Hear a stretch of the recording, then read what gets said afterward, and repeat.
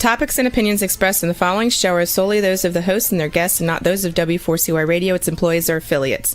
We make no recommendations or endorsements for radio show programs, services, or products mentioned on air or on our web. No liability, explicit or implied, shall be extended to W4CY Radio or its employees or affiliates. Any questions or comments should be directed to those show hosts. Thank you for choosing W4CY Radio.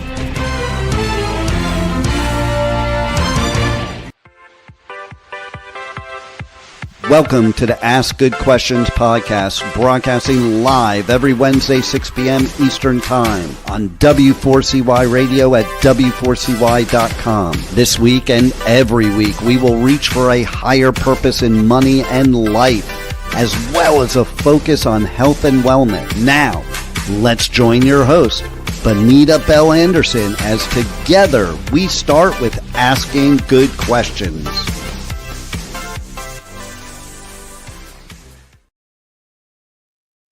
Hey, hello, and welcome to the Ask Good Questions podcast. Today, I am dressed in black to, just be kind of in the mood for what the topic today. We're going to be talking about identity theft and cybersecurity and a whole bunch of things that I am very concerned about making sure that you are up to speed on and you know what is up. I was actually talking to a daughter and a granddaughter earlier this morning, and my daughter was saying, hey, Scam Likely calls me all the time. And I said, you know what, Rachel? Scam Likely calls me all the time too. So today we're going to get some answers on how to deal with those types of things. So I'd like to invite Robert, if I say this name correct, I want to say Italian, Siciliano. He can correct me. How am I doing, Robert? Did I butcher your last name? That was perfect. You did good. I just want to go, it's Italian, the Siciliano. It just sounds like you should be from Cyprus or something. Sicily. Sicily, yes. Well, Robert is a cybersecurity expert. Duh. He's a private investigator. He's a certified speaking professional. And he is the CEO of Protect Now, LLC. And he is one of the nation's top trusted voices on cybercrime and identity theft. He's built this fantastic network, and he's appeared on over 500 television shows. He's a fierce advocate for personal and professional security. And he even has a certification program, and he's a best-selling author who strips away technical jargon so that, people can understand, because nobody does anything unless they understand and have, some direction on how to do it, right? Right. So you want to add anything to that, Robert? No, that was great. Thank you. Well, so tell me where you're coming from. I'm in Boston, Massachusetts. So just so you know, yeah. And so everybody knows, I have never, ever parked a car in Harvard Yard, ever. Yeah, no. I've had a wicked lot of beers in Fenway Park, though. I really have. Yeah. Okay. All right. I've unleashed a monster. So, Robert, we have some really important stuff. And I want this to be something where people take it serious and they go forward with some actions that they can take today so that they're safer, because Scam Likely is calling me. And if they're calling me and my daughter, I'm sure they're calling everybody else too. Yeah, that's so funny. Scam like it's caller ID. That's good. Yeah. So, well, you're known as, what I was saying, you're known as an expert in this. How in the world did you get into this kind of work? Oh, I've been involved in personal security since I was 12. I was mugged in downtown Boston when I was a kid. I was with my little brother, and 5 kids approached us and they took our money. And that kind of messed my head up a little bit, right? And that was when I was 12. And when I was 13, I was at summer camp and I met a young girl. And, back then, and we're talking 40 plus years ago, kids didn't really know what sex was, right? But she said to me one day after camp, she's like, I think you should know that my mother's boyfriend raped me.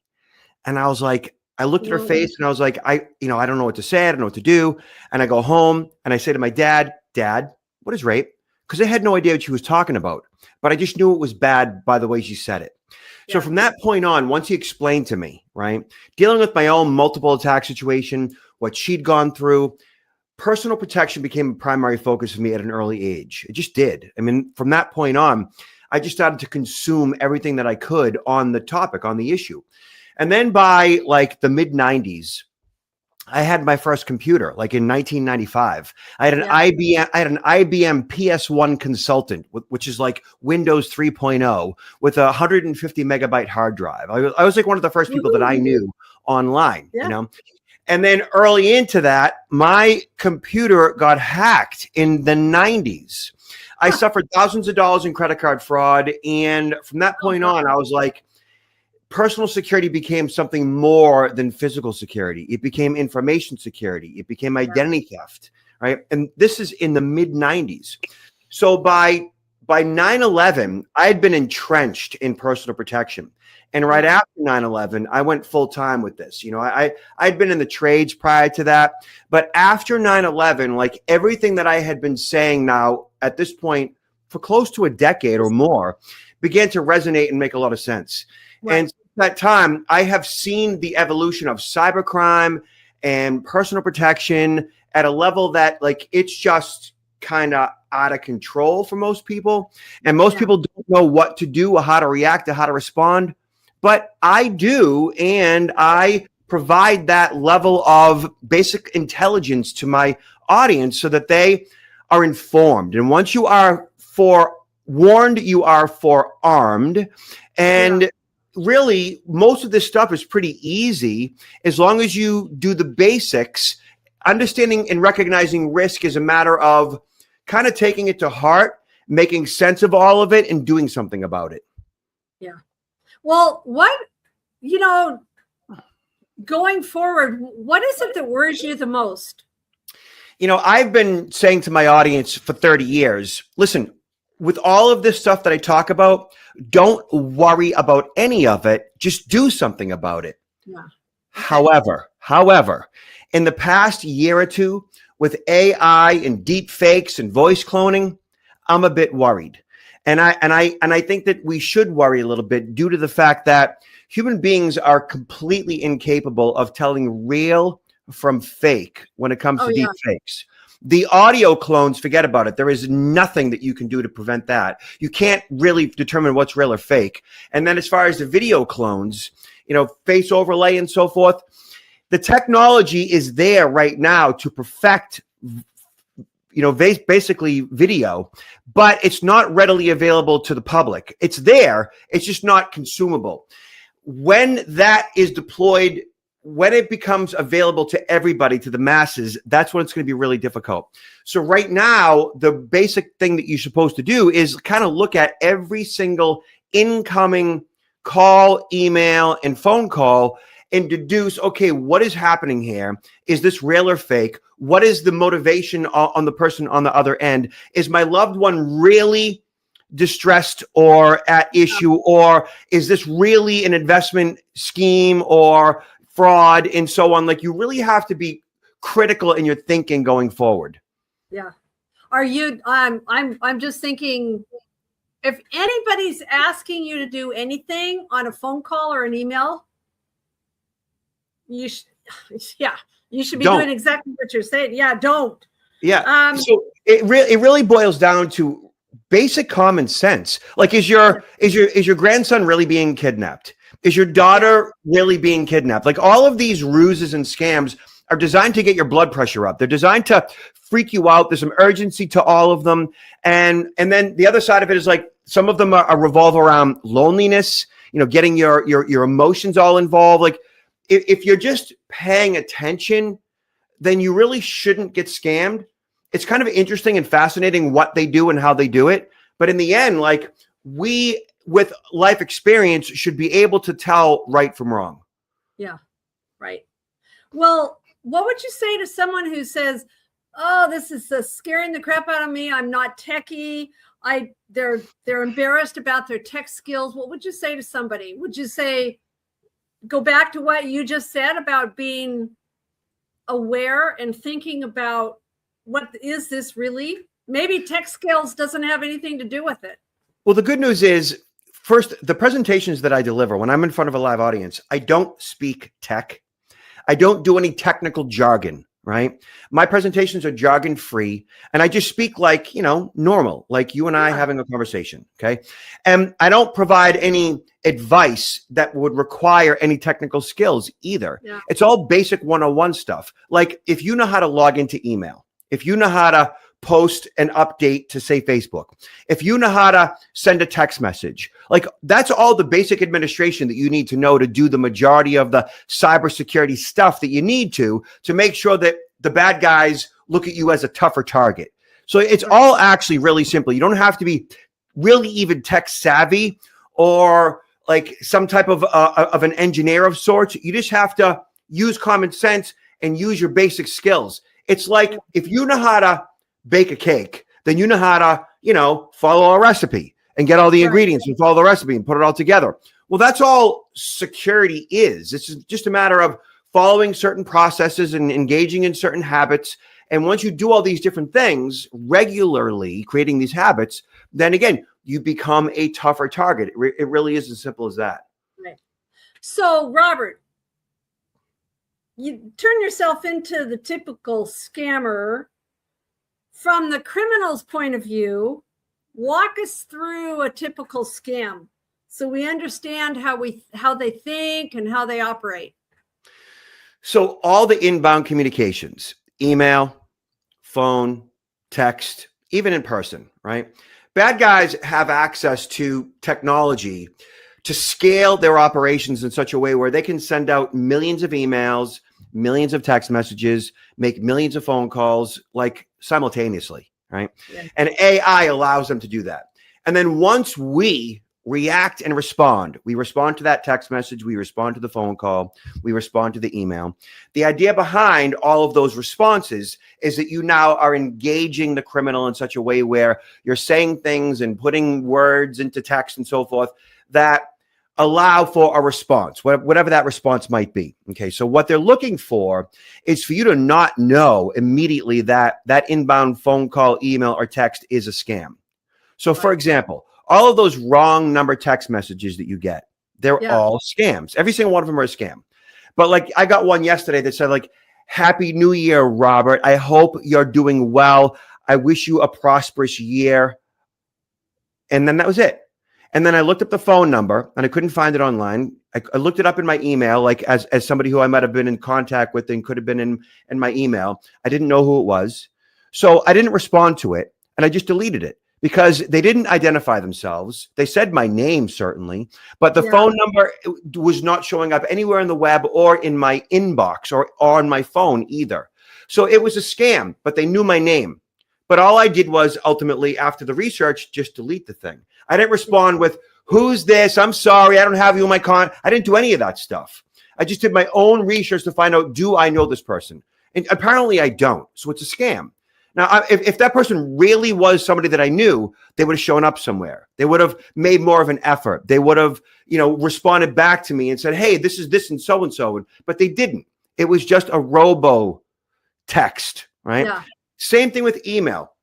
When the inbound email comes in, if it's of an urgent nature, if it's asking for financial information, if it's a threat of some sort, I'm going to do a research on the email address, on the person who is I'm corresponding with, anything about that communication that I may be able to deduce if it's actually my bank or my financial institution or a colleague and so forth. And after a period of time, like you start to look at these inbound communications and go, you know what? I don't even need to do any research on that text message. I don't need to do any research on that email because I've done all that before. And you know what it is? It's just fraud. It's just scams. I don't need to deal with any of this stuff. I'm just going to hit delete.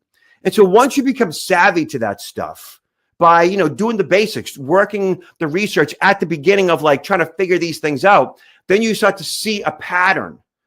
And the pattern is they're all fraud, they're all scams, it's all BS, and it's just a waste of your time in the end to even do any of the research or administration on it. The best thing to do really is just to hit delete. There's one instance that you just made me think of where somebody's calling you and they're trying to get you to answer yes, because this scared the crap out of me, because it was like, well, if they can get your voice saying yes, then they can record that and then use it in a different way. Yeah. So voice biometrics, where banks might use that information to identify or authenticate their clients and so forth, in some ways has been and can be compromised. However, the companies that provide these technologies are getting better at determining real and fake. They're getting better at determining recordings and so forth. And even though that is an issue, I don't know like how popular it is or how widespread it is. I've never received one of those phone calls. I know it's a thing. I do know that if I don't recognize the phone number, then I'm going to let it go to voicemail. And when I do get various phone calls from whoever it might be, I'm very cognizant and cautious to react or respond verbally in any way before I have a really good sense on whether or not it's real or fake.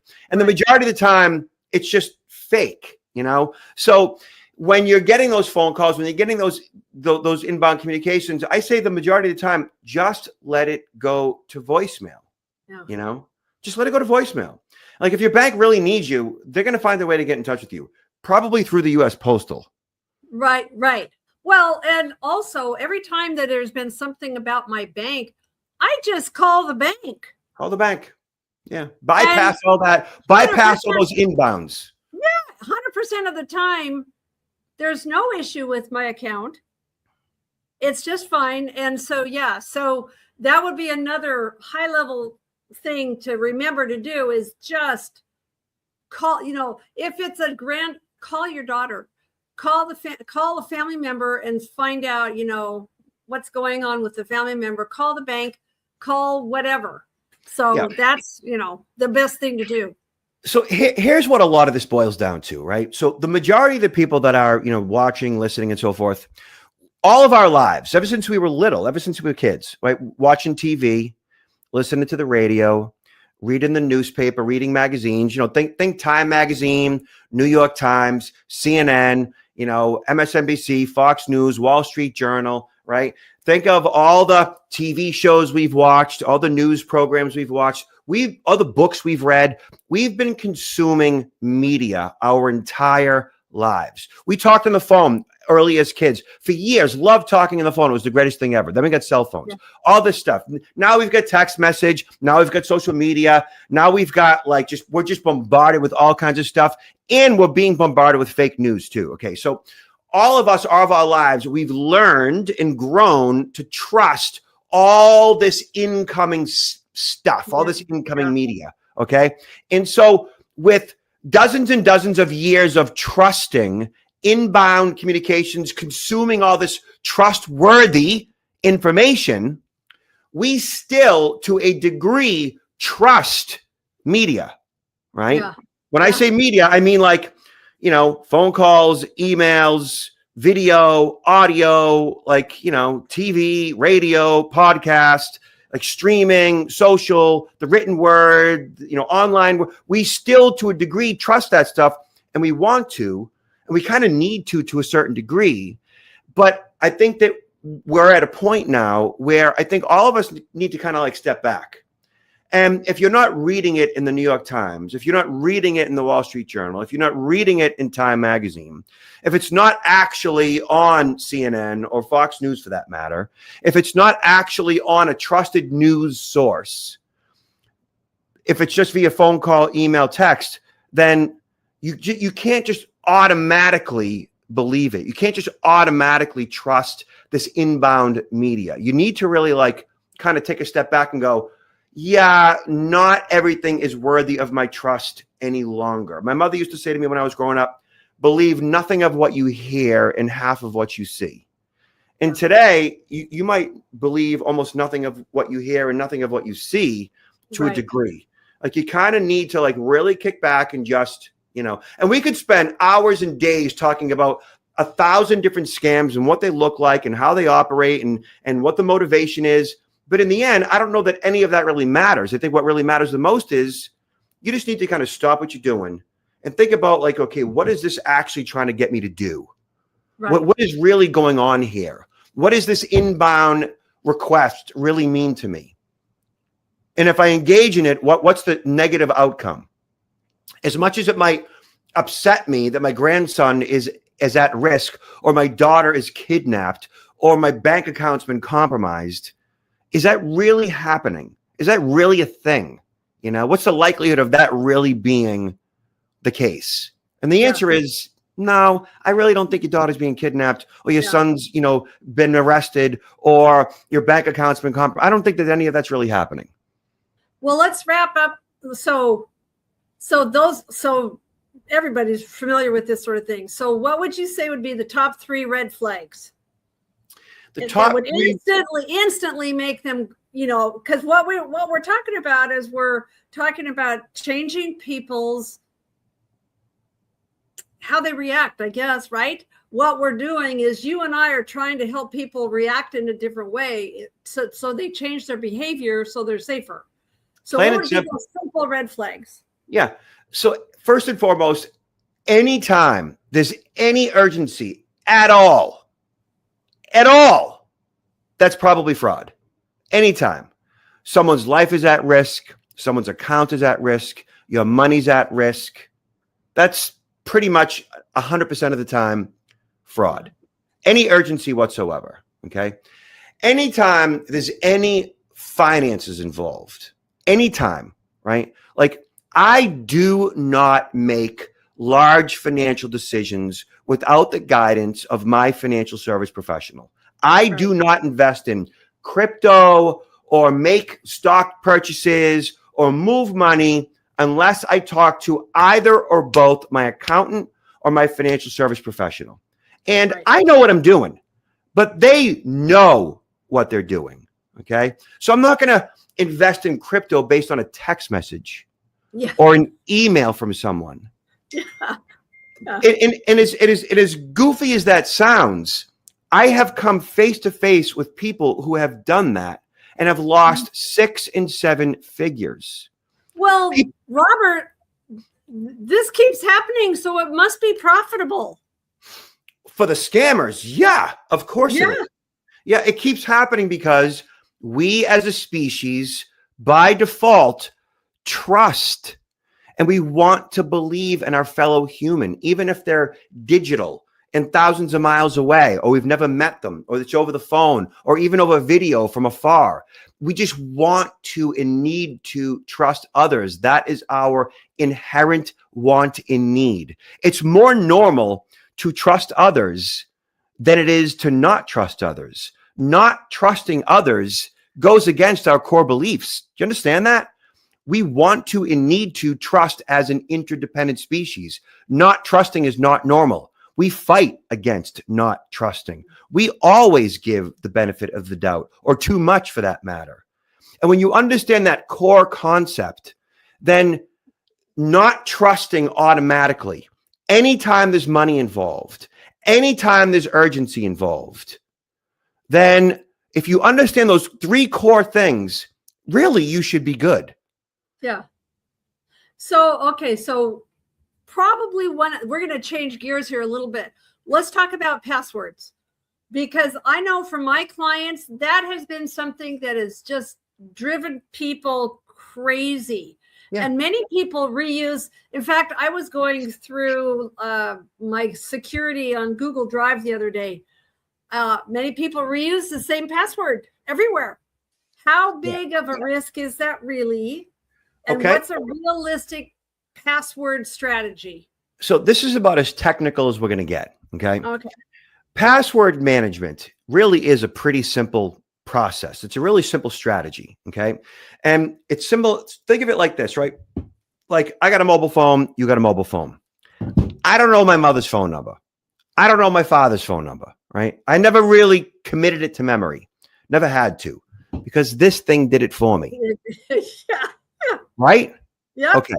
So just like your mobile phone or your phone book or contact manager, whatever you want to call it, your contact list, a password manager is just a software program that you download and install onto your computer. It works with your browser, whatever your browser is whether it's Chrome or Firefox or Edge or Safari, right?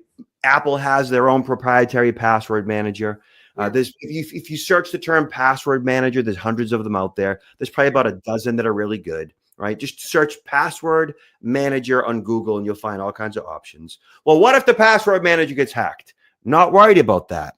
The password manager companies are security companies with bank level military grade encryption. I'm not worried about the password managers getting hacked. Okay.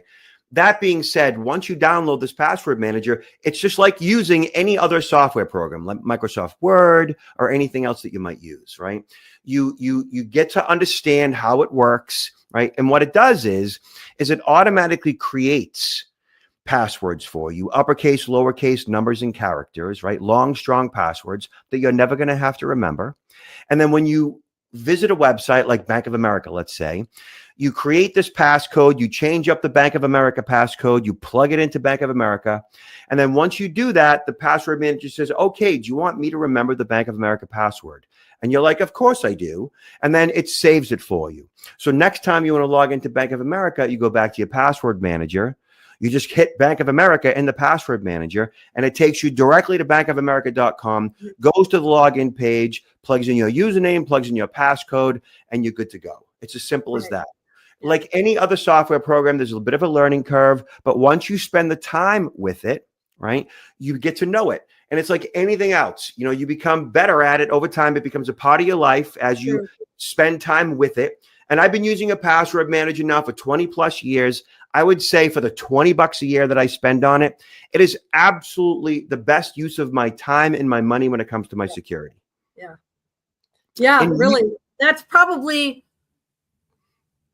use a password manager, whatever that is for you. Yeah, that's probably the best idea of the whole episode, isn't it? Easy and simple. And here's the problem with passwords. And you already alluded to this. 90+% of us, all of us, 90+% are using the same passcode across multiple accounts. Yeah. And here's the danger in that. Even if it's a good, strong passcode, here's the danger in that. There are on average about 2,500 data breaches every single year in the US. That means, you know, in 10 years, that's about 25,000, 30,000 data breaches. That equates to about 175 billion compromised networks in the past, what, 15, 20 years? 175 billion compromised records. So your information being out there is probably very likely. It is out there. Okay. I've had criminal hackers email me my social security number and go, hey, security guy, here you go. Ha ha. Just to flex their muscles to show me how cool they are. Whoa. Right. And I don't even care. Why? Because they have something called a credit freeze. And a credit freeze is a tool that you get for free through the credit bureaus that locks down your credit report. So getting a credit freeze makes my social security number useless to a thief.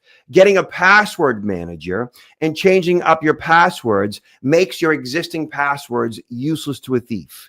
And on top of that, you set up two-factor authentication. And two-factor authentication is when you log in, say, to Facebook with your username and your passcode, then you get a one-time text message to your phone. That one-time text is that second factor, your phone being that second factor in that one-time. Is it really you? Yes, it's really me. Exactly. Yeah. So credit freezes to protect your identity. Go to Experian, TransUnion, and Equifax, right? Search credit freeze via Google, right? Credit freeze TransUnion, credit freeze Equifax, credit freeze Experian, right? And you'll find the page on each of the bureau's site to freeze your credit. Once you do that, you protect your identity. Search password manager in Google, and you'll find all kinds of articles to talk about the top 10 password managers. Download one of them, play with it, and spend some time with it. And before you know it, you're going to be an expert at it, right? And then search PayPal two-factor authentication, Gmail two-factor authentication, AOL two-factor authentication. And by doing that search, you're going to find a link on AOL or Yahoo or PayPal that shows you how to set up two-factor authentication for that particular website. And once you do that, now you've got your passwords all locked down. You've got two-factor authentication to to like a backstop, watching your back to protect you on all the various sites. And by getting a credit freeze, you protect your identity. Yeah. Well, there's another one that I thought of. There's all these variations, right? And this is, we're on a trip. So we're on a trip, cross-cut road trip, stop at a gas station, get some gas. About 30 seconds after leaving the gas station, we're getting a message from like Capital One that someone had stolen our credit card information at the gas pump. Okay. And so what are the most common ways that identities are being stolen? Would that be one of them, is stealing credit card information in some random way out there? So let's back up a little bit. Okay. For your identity to be stolen, we're talking about your identity, your personal identifying information. Which is different from the credit card. Different. So your identity is your name, your address, your phone number. It's kind of your email address, and it's your social security number. It's those 5 major things, Okay. right? And so for your identity to be stolen, that generally starts with your social security number. And from there, they open up new lines of credit using your name, maybe a different address, maybe different phone number. But a stolen identity starts with the social, and then either your name or a variation of your name, either your address or a variation of your address, and so forth. Okay. To prevent a stolen identity, that's where a credit freeze comes into place. Okay. Right. Okay. Credit cards, different animal altogether. Now, if a bad guy wants to open up a brand new credit card under your name, a new line of credit from a bank that you've never done business with, a credit card you've never had before, then they would need to steal your identity, and they get your social, and they open up a new line of credit, a new credit card. Make sense? Just because they get the information on the credit card doesn't necessarily. That's just credit card fraud, is what that is. Okay. So if you're using your card at the gas station, and 5 minutes later your card's being compromised, that's credit card fraud. That's not even identity theft. Okay? It's just credit card fraud. And the way that you deal with credit card fraud is, first and foremost, I don't worry about credit card fraud. Meaning, like, it's not even a concern of mine, right? If my credit card is compromised, if somebody uses it without my authorization, well, what do I have to do? What are my options? I just refute the unauthorized charge, and it goes away. There's zero liability for me. So credit card fraud is easily remedied or mitigated by just simply calling the credit card company and saying, that wasn't me, refusing the charge. Okay. And the way you do that is you monitor your statements. Now, the best way to monitor your credit card charges in real time is by setting up push notifications or push alerts, which means that either on the app on your phone, you get like a notification, a push notification, a pop-up that says, hey, there's been some activity on your card. Now, if I just use my credit card, I'm going to get a pop-up that says, hey, you just used your credit card. I'm like, I know, because I just did. But if I get a notification that it was used at 3 o'clock in the morning at a gas station that I haven't been at, well, then I'm going to wake up the next morning and I'm going to see that. I'm going to call the credit card company and go, hey, that wasn't me. So you set up push notifications through your mobile apps, and at the credit card company or bank's website, just log into your menu and you'll see the notification settings or security settings, and you check every box so you're aware of all your charges as they occur. Right. That's it. That's how you mitigate credit card fraud. Yeah. Well, I know it scares the crap out of a lot of people. It scared the crap out of my husband. Holy cow. He was just like, so yeah. So it's good to put, it's good to put this stuff in context too. Yeah. Credit card fraud is a non-issue. Like, I'm not concerned about my credit cards being compromised. Have they been compromised? Yeah. And all I do is make a phone call and it's done. It's no problem. I don't worry about where it happened, who did it, how much they spent. I don't care. Like, just, it makes no difference to me. It's just a simple fact of life. Well, social media is where most grandparents connect with their family. Yeah. But it can also connect a lot of, expose a lot of personal information. What are your top tips for, whenever I see something about, I'm going on a trip or whatever, is like, don't tell people you're going on a trip. What are your top tips for social media for the older crowd?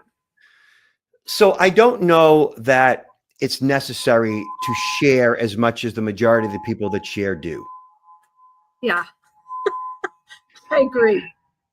I just don't see a reason to share your location, the fact that you're traveling. I don't know that it's necessary to post your whereabouts, the fact that you've left the house. Yeah. I just don't know that providing the intelligence that a bad guy could use against you is a good idea.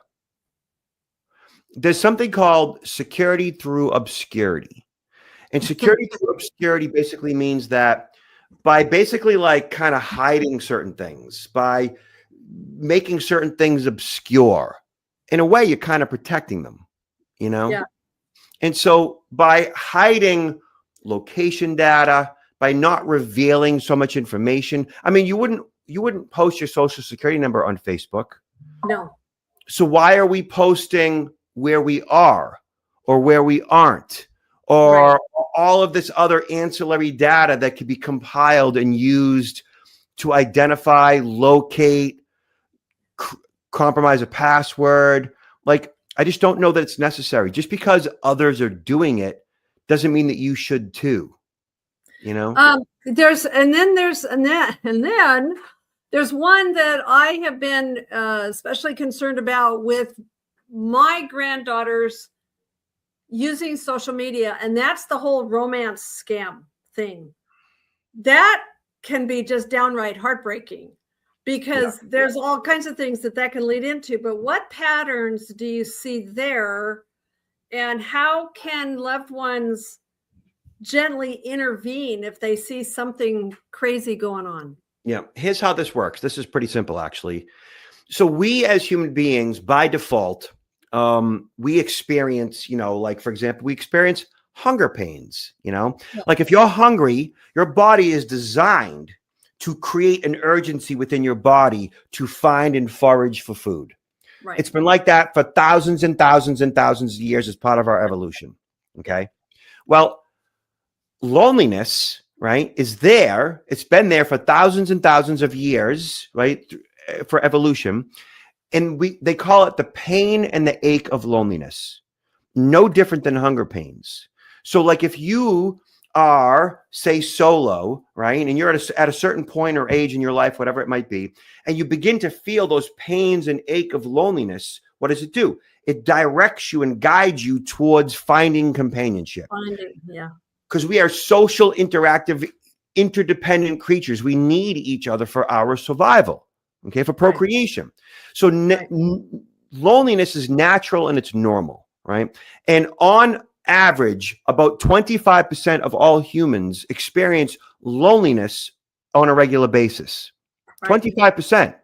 I've been married now for 25 plus years. I really haven't experienced loneliness myself since I was in my early 20s, right? But I know that like married couples often experience loneliness, in their marriage. Like that's a normal thing, That all that being said, when we are experiencing loneliness and we're contacted by someone, or we reach out and they reach back digitally, via text, via email, via phone, right? There's a high likelihood that if you are experiencing the pain and ache of loneliness and the person you're communicating with begins to soothe that pain and ache, and your focus now becomes that person, that if that relationship was created virtually, and you don't truly know this person, you haven't truly met this person, you truly don't really have a reason to trust this person because you have no formal relationship. Like you don't know them. They're not a person that is a friend of a friend. They're not a person that you've actually spent time with in the physical world. Right. These are all red flags. Okay. And even though the pain and the ache of loneliness is beginning to dissipate because you are now in this relationship, that doesn't necessarily mean you're in a relationship with somebody who actually has your best intentions. Yeah. So when I talk to banks and credit unions all the time, they tell me like there isn't a day or a week that goes by that they don't have clients that come into the bank that are wiring thousands and thousands and thousands of dollars to somebody overseas because they think that they are in an actual romantic relationship with this person. Wow. And sometimes that same person comes in month after month after month, and the bank employees say to that person, this is a scam. Like, you're not actually in a real relationship with this person. Have you ever actually met them?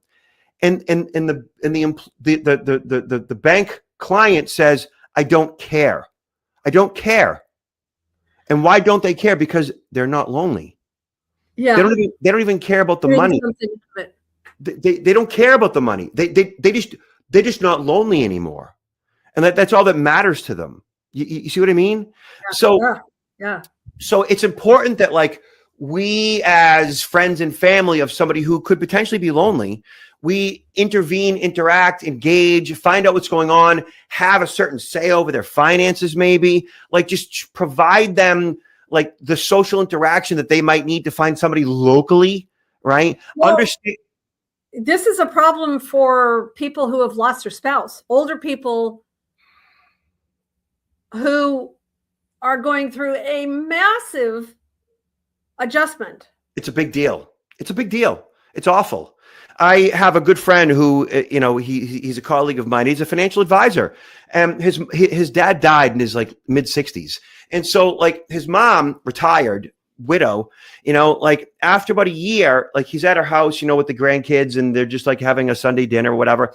And he sees his mom's laptop like on the you know counter, and he kind of like is like kind of going through it just to kind of like check on her a little bit. And he sees like she's on Facebook. He sees like she's on Match.com. And he kind of got like a little upset, you know, because like his dad had died and everything. He's like, Mom, what are you doing? And she's like, I'm an adult. Like I feel lonely sometimes. I just want to like, you know, meet somebody. And he's like, all right. Because, you know, his mother kind of gave him a lashing and all. And then he calls me like 3 months later. He's like, dude, I got a problem. He's like, my mother, apparently like she met this guy on Facebook who like was a colonel in the army. And apparently like he found a big trunk of money in like one of those spider holes in a house that they invaded. He's like, and my mom like was in this relationship with this guy, and he needed my mother's help to get the money out of Afghanistan. Oh, geez. How much money do you think that she wired overseas? Oh, did she really? How much do you think? Oh, I don't know. I hope not more than a couple thousand. How much did she do? $235,000. Oh. Okay. This is a friend of mine. I mean, he threw up when this happened. He physically threw up. He was ill for days. She was upset, more so because she didn't want to believe that the guy that she was in a relationship was actually a fraud. And there was, her son had a hard time explaining to her that this is fraud. Like she didn't want to believe it. Yeah. But like what happened to her is kind of perfectly natural and normal. It's not okay. It's not good, but that's like what we do. Yeah. But like we are capable of understanding this, and we're capable of intervening early on. We're capable of like engaging in vulnerable loved ones that might like be in a situation. Yeah. So it's important that like we recognize this about certain people in our lives, and we kind of like do what's necessary. And there, you know, and there might be situations where you just can't do anything. They're just going to do what they're going to do, and that's that. Like this, sometimes you just can't, but sometimes you can. And you know, $235,000. You know, I think I might have done a little bit more. Well, Robert, as we suspected, our time is gone. I know. There's so much to talk about. As we wrap up, what's your biggest message of hope? How can people move from fear and anxiety about scams to feeling empowered and protected? Well, first and foremost, if you're listening to this, if you're watching this, share this with as many people as possible. Okay. Yeah. Knock some sense into some of the people that need a little more sensibility and common sense. Right. And then every time the phone rings, be suspect. Every time you get an email, every time you get a text message, look at that and go, yeah, I don't think so. Delete, do the basics. Get a credit freeze to protect your identity. Set up push notifications for your credit cards. Set up two-factor authentication for all your critical websites, right? Set up push notifications for your credit cards if I didn't already say that, right? Password manager, and you should be good. Do those basic things. And you're good. 99% there. Yeah, you're good. Yeah.